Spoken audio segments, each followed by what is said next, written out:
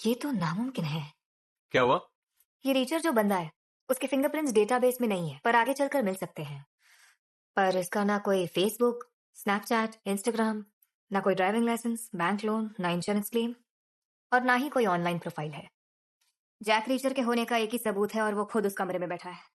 कोई जानकारी देना चाहोगे या सिर्फ घूरते रहोगे? चलो ठीक है फिर।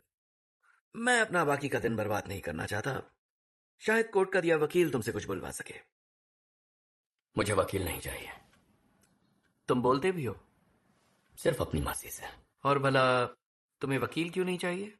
क्योंकि मैंने किसी को नहीं मारा,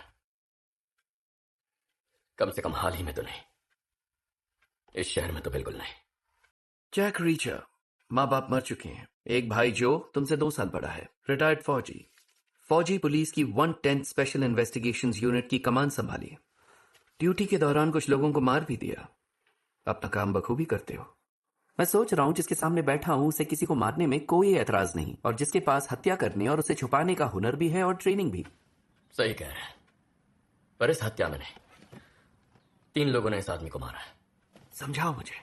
हत्यारे को बंदूकों की अच्छी जानकारी थी। गोलियां छोटी कैलिबर 9 मिलीमीटर 95 ग्रेन की थी, जो सबसोनिक है। उसने साइलेंसर यूज किया। ये भी जानता था गोलियों के शेल्स उठाने चाहिए।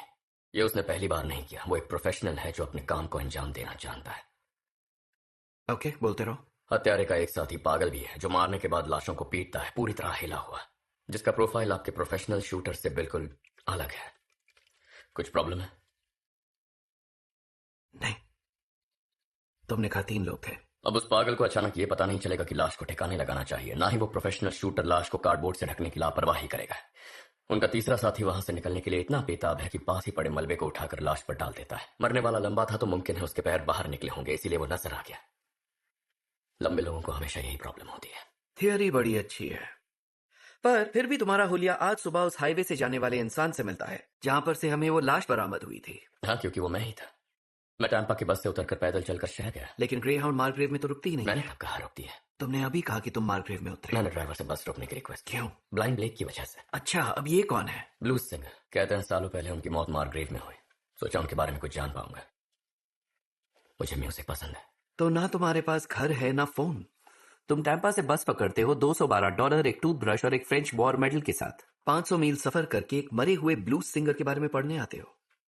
पिछले 24 घंटे में तुमने इतना ही किया? नहीं, उसके बाद मैं एक रेस्टोरेंट में गया। मैंने पीच पाई ऑर्डर की, लेकिन उसे खा नहीं पाया क्योंकि मुझे अरेस्ट कर लिया गया। ओके। मेडिकल जांच के मुताबिक उस आदमी की मौत का समय था कल आधी रात के करीब। आज सुबह। कल की रात 11:59 और 59 पर खत्म हो जाती है। उसके बाद आज सुबह का वक्त शुरू होता है। ऐसी इन्वेस्टिगेशन में डिटेल्स मायने रखती है।